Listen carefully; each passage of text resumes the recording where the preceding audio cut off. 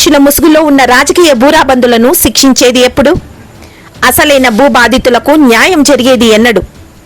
ప్రభుత్వ అసైన్డ్ భూములు ఎవరి చేతిలో ఉన్నాయి? మదనపల్లె ఘటనలో చేప పిల్లలను పట్టుకొని తిమింగలాలను వదిలేస్తున్నారు. భూములు దోచిపెట్టిన అసలైన సూత్రధారి గత కలెక్టర్ గిరీష్ పేరు ఎక్కడ? చర్యలు ఏవి?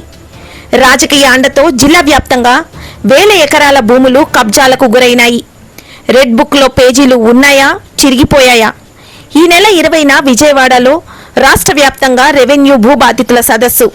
భూములు కోల్పోయిన భూ బాధితులకు అండగా సిపిఐ ఉంటుందని సిపిఐ రాష్ట్ర కార్యదర్శి కార్యవర్గ సభ్యులు గుజ్జుల ఈశ్వరయ్య తెలిపారు. భూ కబ్జాలు చాలా పెద్ద ఎత్తున జరిగాయి. కలెక్టర్ కార్యాలయంలో ఉన్నటువంటి రికార్డులకే నిప్పు పెట్టినటువంటి వైనం కళ్ళ ముందు కనిపిస్తా ఉంది. అయినా నిప్పు పెట్టి దాదాపు 25 రోజులు గడుస్తా ఉన్నా ఇంతవరకు అలాంటి వారిపైన చర్యలు తీసుకోలేదు. తూతూ మంత్రంగా చిన్న చిన్న వాళ్ళను విచారించి వదిలేస్తా ఉన్నారు. ఒక మదనపల్లి సబ్ కలెక్టరేట్ పరిధిలోనే ఒక్క రోజులో భూ బాధితులందరూ కూడా దాదాపు 520 మంది మా భూములను పలాను వారు ఆక్రమించారని చెప్పేసి రెవెన్యూ రికార్డులతో పాటు వారి పేర్లను కూడా పేర్కొని రాష్ట్ర ప్రభుత్వానికి విజ్ఞప్తి చేసినప్పటికీ కూడా ఇంతవరకు చర్యలు అన్నటువంటివి శూన్యమవుతా ఉన్నాయి. ఒక మదనపల్లి, పీలేరు, తంబళ్లపల్లిలోనే కాదు, రాయచోటిలో ఉన్నటువంటి ఈ రాయచోటి కలెక్టరేట్ కార్యాలయంలో ఉన్నటువంటి 13 ఎకరాలను అక్రమంగా ఆన్లైన్ చేసుకుంటే ఏం చేశారని చెప్పి మేము అడుగుతా ఉన్నాం. పేదలకు చెందవలసిన పేదలకు ఉన్న భూములను పెద్ద మనుషులనే ముసుగులో రాబందుల వలె భూములన్నింటినీ దోచుకుంటున్నారని సోమవారం ఉదయం అన్నమయ్య జిల్లా కలెక్టర్ కార్యాలయం వద్ద రెవెన్యూ భూ బాధితులతో జరిగిన ధర్నాలో సిపిఐ రాష్ట్ర కార్యదర్శి వర్గ సభ్యులు ఈశ్వరయ్య పాల్గొన్నారు. రెవెన్యూ భూ బాధితుల ధర్నాను ఉద్దేశించి సిపిఐ రాష్ట్ర కార్యదర్శి వర్గ సభ్యులు గుజ్జుల ఈశ్వరయ్య మాట్లాడుతూ పెద్ద మనుషుల పేరుతో ఎంపీలుగా, ఎమ్మెల్యేలుగా, మంత్రులుగా రాజకీయ నాయకత్వాల ముసుగులో రాబందులుగా తయారై అన్నమయ్య జిల్లా వ్యాప్తంగా వేల ఎకరాల భూములు భూ కబ్జాలకు పాల్పడుతున్నారని, మదనపల్లె కలెక్టర్ కార్యాలయంలో రికార్డులు దగ్ధమై 25 రోజులు కావస్తున్నా అసలైన దోషులను వదిలేసి తూతూ మంత్రంగా చిన్నపాటి ఉద్యోగులను పట్టుకొని అసలైన దోషులను ఇంతవరకు బయటపెట్టలేదని, మదనపల్లె ఘటనలో కేవలం ఒక్క రోజులోనే సుమారు 520 మంది భూములు కబ్జాలకు గురైనాయని, భూ రికార్డులతో సహా ఎవరు ఆక్రమించారో వారి పేర్లతో సహా రాష్ట్ర ప్రభుత్వానికి విన్నవించినా నేటికి ఎందుకు చర్యలు తీసుకోలేదని ఆయన ప్రశ్నించారు. కుండుపల్లి దగ్గర కొండలు, గుట్టలు ఆక్రమించారు.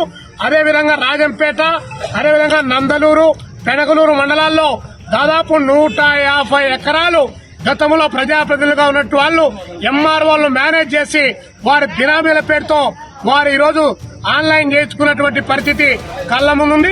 పక్కన లక్కిరెడ్డిపల్లిలో, అదేవిధంగా పక్కన గాలివీడులో పేదలకు, చేనేత కార్మికులకు ఇచ్చినటువంటి భూములను ఆక్రమించుకొని పెద్దలు 100 కోట్ల రూపాయలు సంపాదించుకుంటా ఉన్నారు. వాళ్ళు చాలా పెద్ద మనుషులని చెప్పేసి వారికి వకాలత పుచ్చుకొని కొంతమంది మాట్లాడుతా ఉన్నారు. మేము అడుగుతా ఉన్నాం, భారత కమ్యూనిస్టు పార్టీ సిపిఐగా పెద్ద మనుషులంటే ఎమ్మెల్యేలుగా ఉండడం, ఎంపీలుగా ఉండడం, మంత్రులుగా ఉండడమేనా పెద్ద మనుషులకు గుర్తింపు? దాన్ని మినాయించి పేద ప్రజల యొక్క, రైతుల యొక్క, ఎస్సీల భూములు, మైనారిటీల భూములు ఆక్రమించినప్పుడు మీ పెద్ద మనిషి తత్వం ఎక్కడికి పోయిందని చెప్పి మేము అడుగుతా ఉన్నాం. సాక్షాత్తు గతంలో ఈ జిల్లా కలెక్టర్ గా పనిచేసినటువంటి గిరీష్ షా గారి యొక్క అండదండలతో ఈ జిల్లాలో ఉన్నటువంటి రెవెన్యూ అధికార యంత్రాంగం పేద ప్రజల యొక్క రక్త మాంసాలు పీల్చి ఎస్సీలకు చెందాల్సిన అసైన్డ్ భూములు భూ కబ్జాలకు పాల్పడే వాళ్ళు, ప్రజా సంపదను కొల్లగొట్టే వాళ్ళు, దుర్మార్గులుగా చలామణై పనులు చేయకుండానే వేల కోట్ల రూపాయలు మీరు నిధులను ప్రభుత్వం దగ్గర నుంచి డ్రా చేసుకునే వాళ్ళు మీరు పెద్ద మనుషుల మనుషుల్లో ఉన్నటువంటి గద్దలు, రాబందులు అని చెప్పి కమ్యూనిస్టు పార్టీగా మేము ఈ రోజు ప్రకటిస్తున్నాం.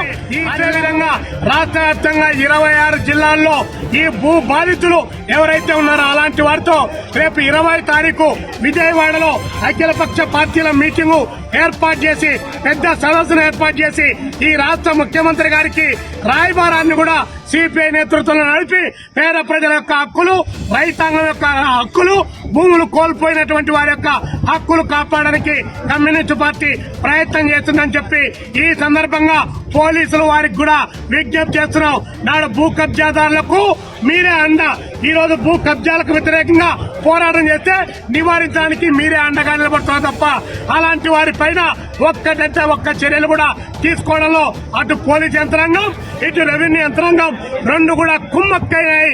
పేద ప్రజల కడుపులో నోట్లో మట్టి కొట్టేటువంటి దిశగా ప్రయాణం చేస్తున్నటువంటి ఈ కార్యక్రమంలో నియోజకవర్గ కార్యదర్శి సిద్దిగాళ్ల శ్రీనివాసులు, గిరిజన సమాఖ్య రాష్ట్ర ప్రధాన కార్యదర్శి బుక్కే విశ్వనాథ్ నాయక్, దళిత హక్కుల పోరాట సమితి జిల్లా కార్యదర్శి సుధీర్ కుమార్, ఆంధ్రప్రదేశ్ రైతు సంఘం జిల్లా ప్రధాన కార్యదర్శి వంగిమల్ల రంగారెడ్డి తదితరులు పాల్గొన్నారు.